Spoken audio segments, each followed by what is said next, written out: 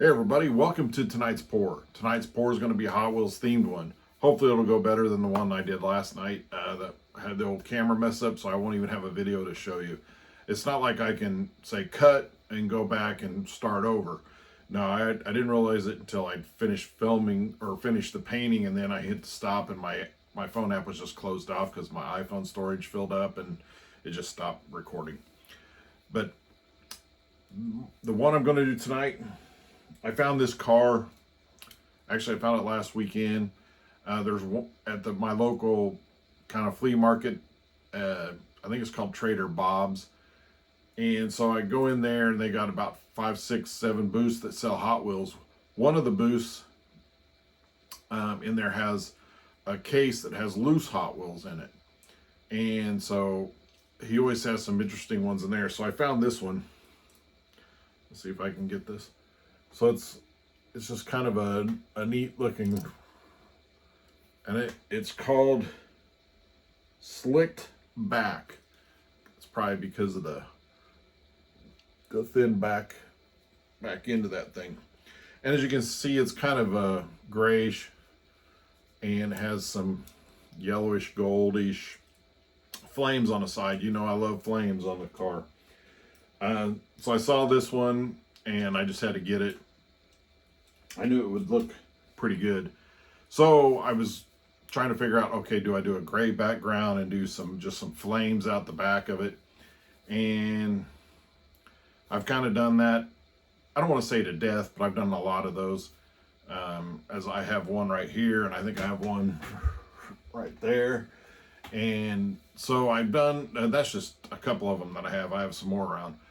And it seems like every car up here that I get inspired by, when I was looking, especially tonight, I was looking through, I was like, oh, I could do that one. Oh, that's flames. I could do this one. Oh, that's flames. I could do this one. Oh, no, that's flames. So I kind of want to do a little bit different. And then I've also been in a mood of really wanting to do a lot of colors. So I got to find a car that has a lot of colors in it, and just not do just a couple of colors. I want to do 3 or 4 or 5 colors in it and just have a nice exhaust coming out, nice colorful exhaust. But I haven't found that car just quite yet, but I'll get to it here real soon. So I was debating on what I should do. Should I do a black background with, just some, well, I finally decided to go with silver and gold. I know it's a grayish car, but it's also, it's almost like a dark silver. So I mixed silver already. I've already mixed my paints. And I put a little bit of black in my silver paint to darken it just a little bit, but I still want that metallic look. And the gold, so you know that old song, silver and gold. So, and don't ask me to sing because I'm not a very good singer at all. I think I'm really good in my car by myself listening to the radio. I'm a real good singer then, but not any other time. So anyway, I wanted to go silver and gold. I'm going to add I'm going to have to do the silver background. It's a little bit darker silver. It's not too dark, but I think it'll look good. And then I'm going to have gold coming out, and I'm going to also put some black and probably a little white in there just to give it just a little extra. And so that's what we're going to go with. And so I've already got the paints mixed. I've got my canvas up here. I've already leveled it. So I'm not going to level it again. So I think this canvas was a little warped because I have it pretty level on the stuff I set it on, and I just level it just to double check it, and it was really off. It was actually wobbling on the thing. So I kind of was, looking at it, eyeing it. It was a little warped, so I kind of put a little pressure on it. Not enough to break the wood, thankfully, but I think I've got it pretty well, hopefully, kind of put back into shape pretty much. But I got it propped up on one side, one little corner, just to keep it level. And so the reason I keep them level is when it dries, the paint can float off of it or do what I call a paint slide. It'll slide off. It doesn't just do it all at once, all in a couple seconds. It takes hours to do it. So it's not like you can sit there and watch it. I mean, while you're painting, you can kind of tell it goes a little bit. You can kind of tell where it's going to go. And sometimes it's just the massive amount of paint that if I have more paint on there and the paint starts going over, it'll kind of like pull that other paint over the edge and kind of pull your stuff too. So you got to be careful with that, because I think that's what happened on one I remember. I'm like, oh, that's going over that side. It's going over that side. So I propped it up, and then I come in the next day and it had gone the other way. So I lost it that way. And if I hadn't propped it up, it probably would have been fine. But I did lose that. So I've got my paints there. I got my car ready. I mean, it won't go on tonight, but so I got them all mixed, so I'm ready to go. So let's get to this. All right.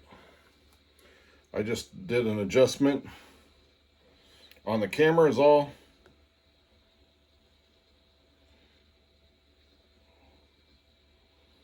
I finally got through that one bottle of Floetrol that I was having a lot of gunk in, and of course a big piece of junk fell out of it right at the end. And so I saved a little bit of paint, but I was able to dig it out before I started. So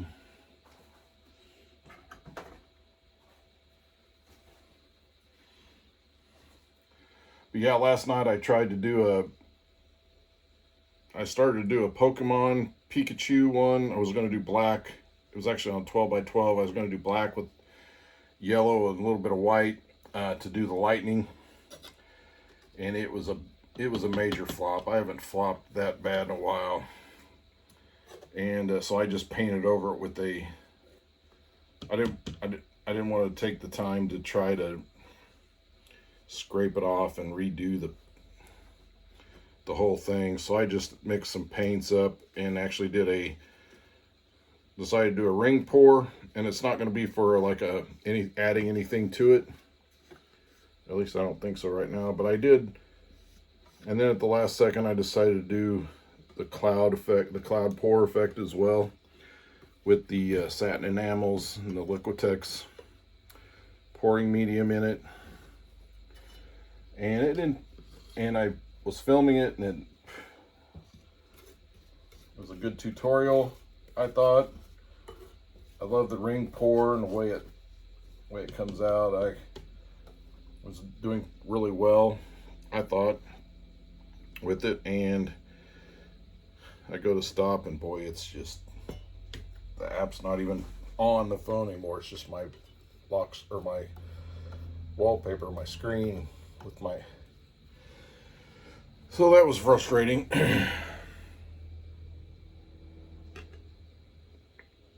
And you can't start over.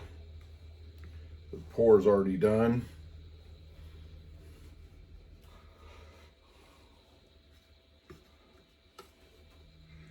And that painting is sitting right here, so I got to be careful, or of course I'll be blowing this stuff the other way, so it shouldn't be a problem, but I don't want to drip it off of this onto it.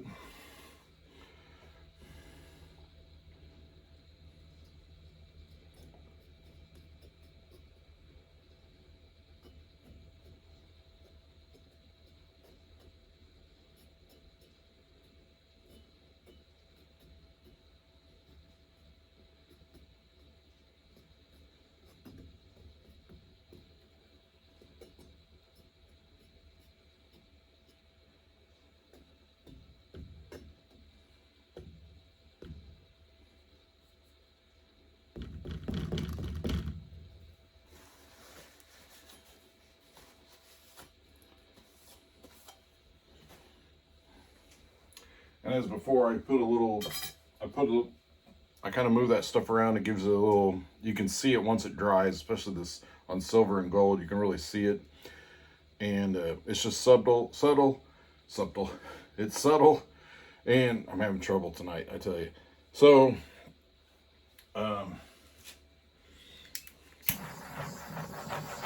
that's why I do that. It gives it a little bit of texture, that underlying I don't know if the texture, it's not really a texture, but it gives it that,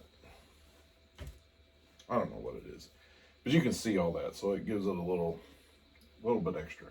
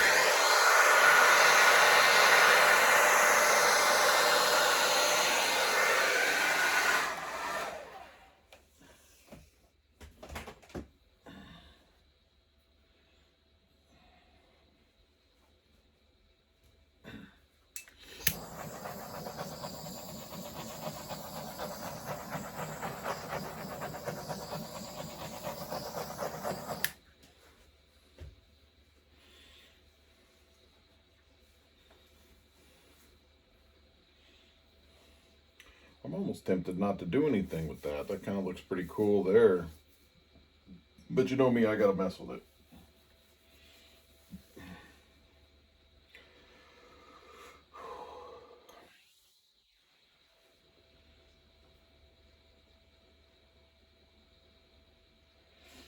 But what to mess with? That's the question.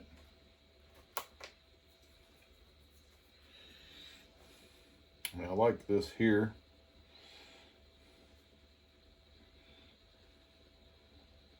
Here, I wish it was out more this way. Maybe I can blow it out that way a little bit.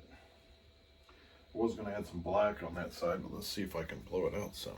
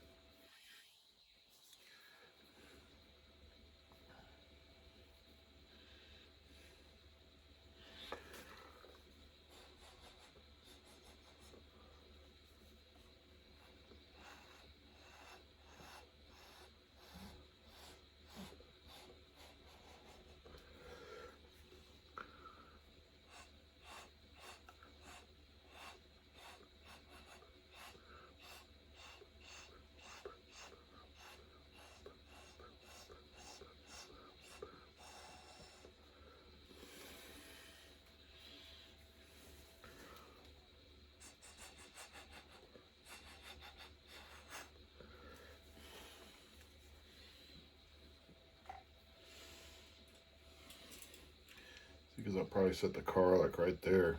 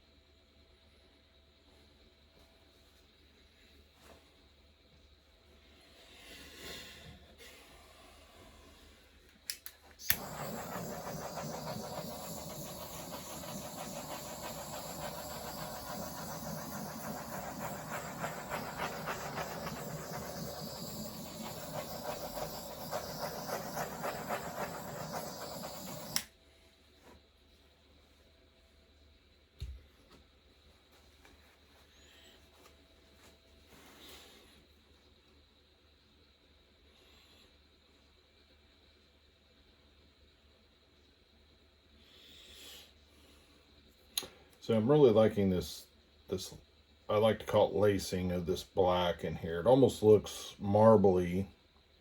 If you're really looking close at it in these areas, it's really a nice effect. And this a lot of, it's really hard to see it. Probably won't be able to see it on the camera, but there's all these lines in here. Boy, it just looks like a piece of marble. All in here. Boy, that's really nice. So I think I'm just going to leave it like that. And this is going to be it. So I don't think I want to mess with it anymore.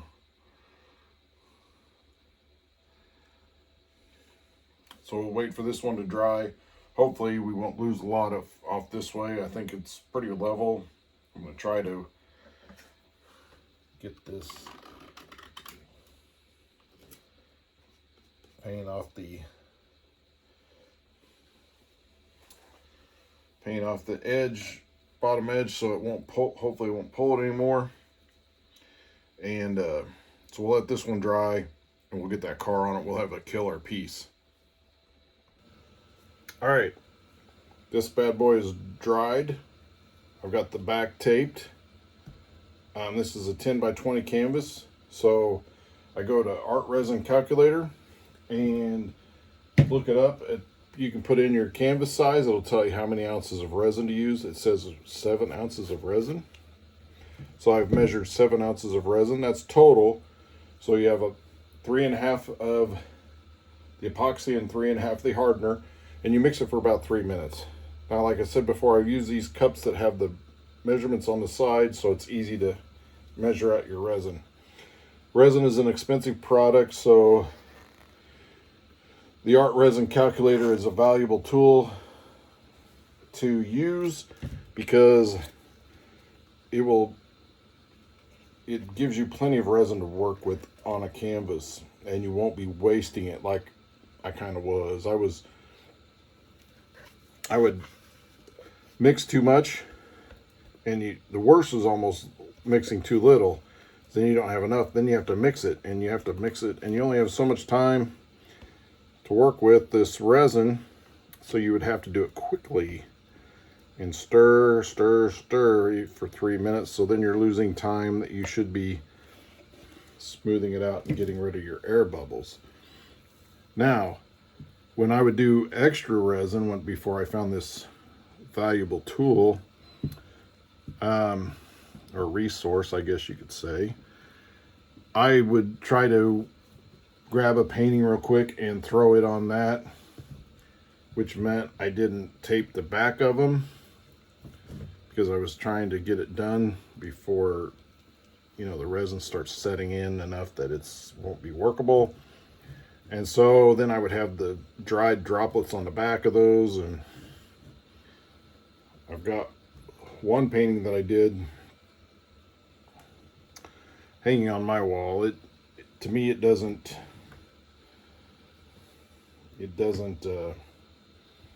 do anything, damage the painting or anything. It just, it's on the back. When you sell it, you don't want to have, you want to try to look at it as nice as you can for your customers.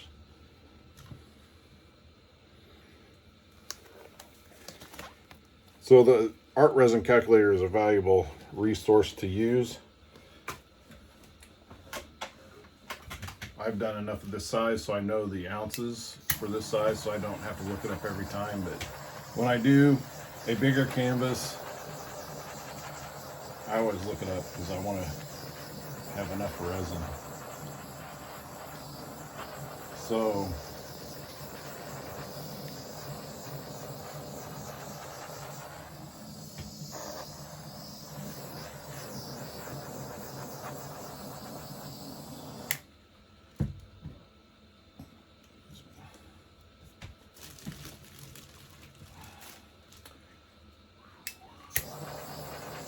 I had my class today.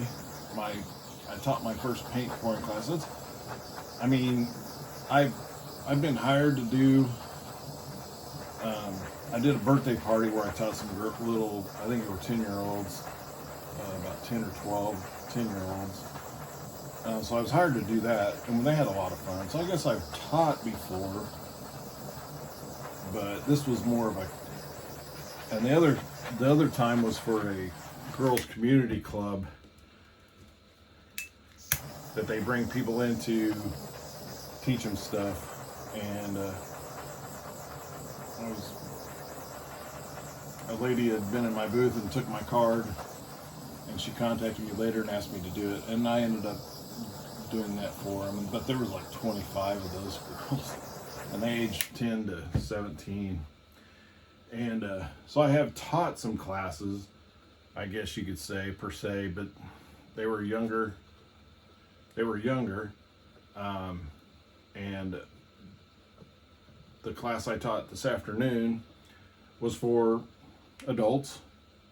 Not that it was had adult content in it. It was just they were adults, and so it's not like younger kids. And we had a really good time. We had fun. They did very well. They did some amazing pieces. And if they pursue this, I see them doing some amazing work.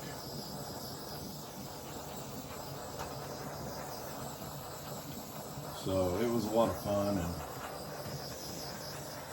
I will definitely be doing it again.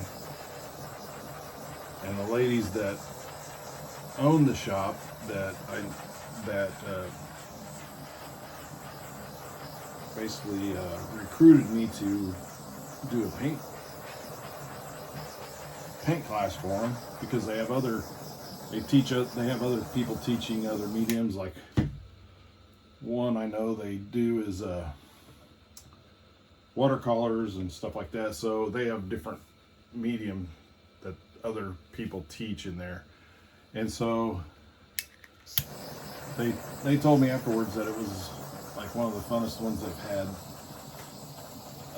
one of the funnest paint classes they've had. So, and they did sit in on it, and they did do a couple pieces, or a piece each, and then they did some small ones with the leftover paint. They had some canvases there, and so they were excited because they were able to do it. So they experienced it, and they had fun, and they said we'll be able to promote it even better in the future, because they know what it's like, because they've went through it, and they know that it's fun, and they can really sell it even better now. So that's a good thing. So it was a lot of fun. It was supposed to be like a 2-hour class, hour and a half, 2 hours. I was worried that it wouldn't take that long, because sometimes a paint pour doesn't really take that long. But we did fill a full 2 hours, and I was surprised, and it didn't seem like a 2 hours. So that's another good surprise. So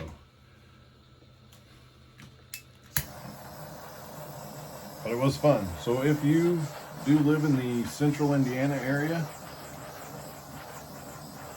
I'm not sure when my next class will be. We haven't set that up. I don't know if it'll be in December, but we'll probably have some in the summer or in the winter months.